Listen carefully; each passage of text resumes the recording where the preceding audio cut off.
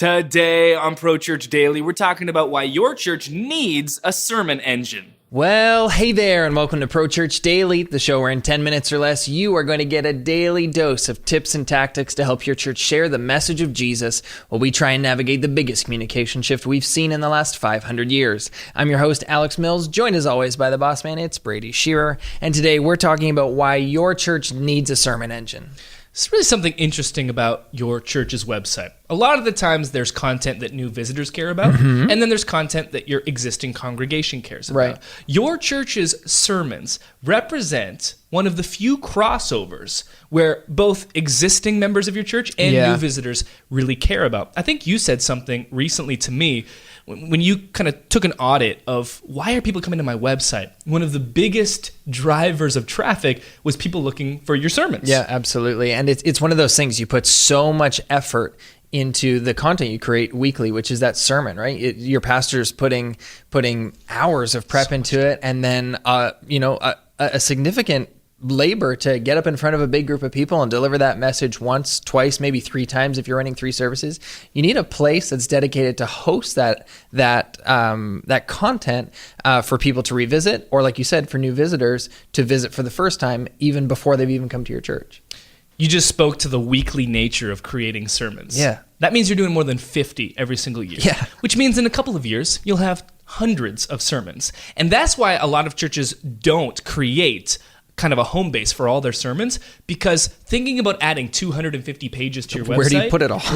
It becomes so cluttered, and people are looking for sermons, but it's like impossible to find them. So we just upload them to YouTube. We upload them to Vimeo. We have a podcast, but we don't have a home base for them. And we think that you need a home base for your sermons, for your messages, because you don't want to be sending all of your traffic that should be going to your website and then putting it elsewhere. Right. Because you're just giving away that traffic to behemoths like YouTube, Vimeo, and your podcast, like Apple. But I mean, that's fine. But that traffic is yours. It belongs to you. Keep it on your own website. Yeah. This is what a sermon engine is for. And then not to mention the fact that, hey, we're living through this huge communication shift.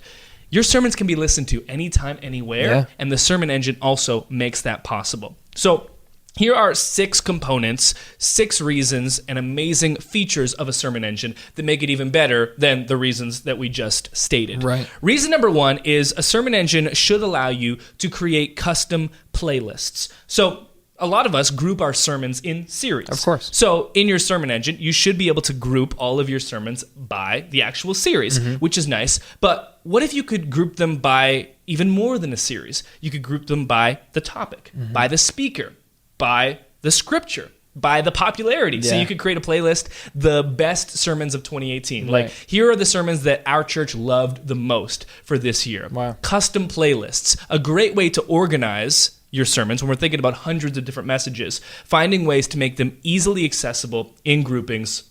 Call them playlists. And super approachable for first-time visitors who are looking at your website, kind of checking out your church.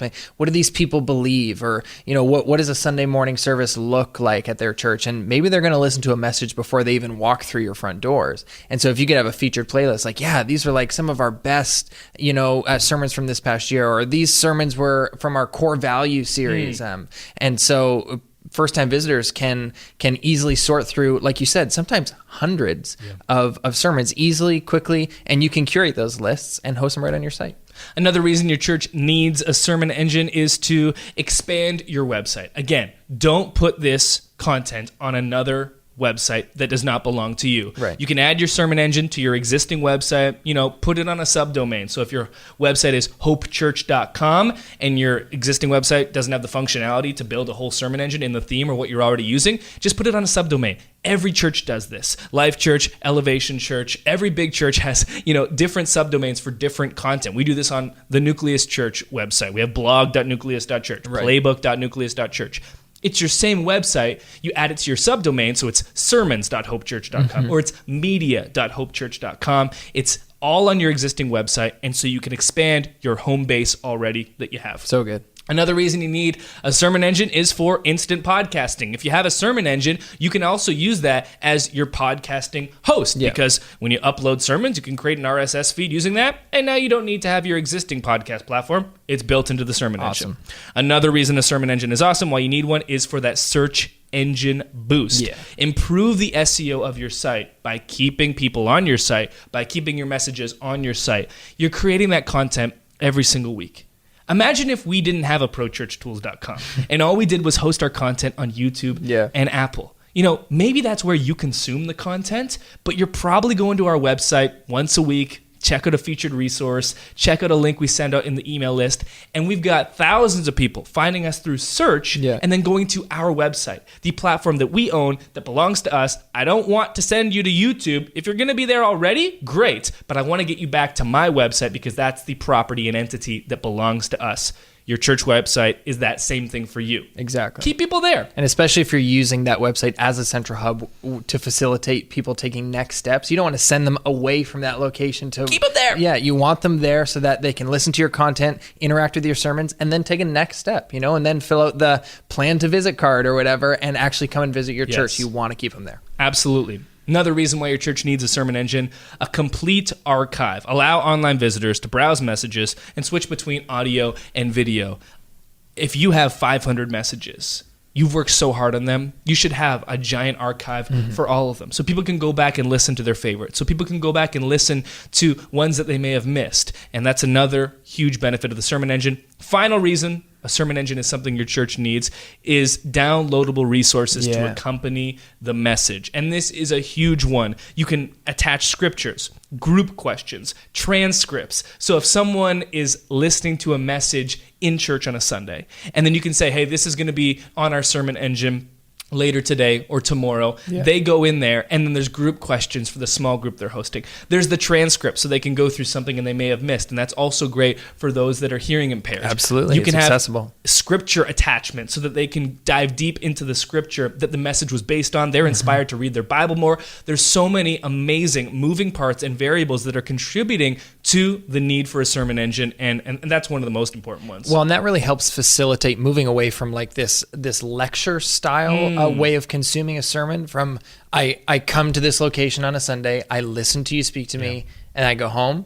But it kind of facilitates more of like a participatory, like fluid interaction with the content and with the scriptures and with God. You get to, and you would be surprised how many times I get asked for a transcript after I preach. Like Judy will come up to me, sweet Judy, old Judy will come up to me after the service, be like, "Can I just get a copy of your notes? I just want to wrestle with that all week." And she's retired, she doesn't have anything better to do, and that's what she wants, that's what she needs, and so this is a great way to facilitate that.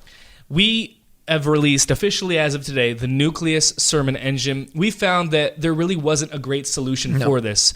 Everyone that uses Nucleus as their website builder, as their central hub, was asking, well, what about our sermons? And we were like, well, you can just add them to a card. And we're like, what if we built the ultimate sermon engine of all time? So we went ahead and built that. And not only that, but we've actually created what we're calling the Essential Sermon Engine Bundle. It's completely free, and you can download it for free at the featured resource link that's in the show notes for this episode. It's 5 different resources, including a free trial to the Nucleus Sermon Engine. No credit card required. 30 days. Build your sermon engine for free. See if you like it, and then you can follow through from there. But go and get this Essential Sermon Engine Bundle because it includes these other resources. 21 ways to increase your sermon downloads in 30 days. 17 powerful secrets about sermon podcasts, updated for this year with recent data. 5 sermon quote Photoshop templates. Nice. The anatomy of an optimized sermon page, which is an infographic, and then that 30-day free trial. It's all in there, the Essential Sermon Engine Bundle. Go download it. Link for that in the show notes for this episode. Build your sermon engine because it's awesome and necessary for every church.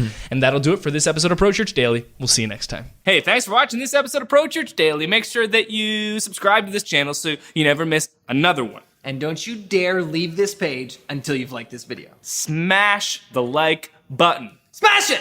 There it is.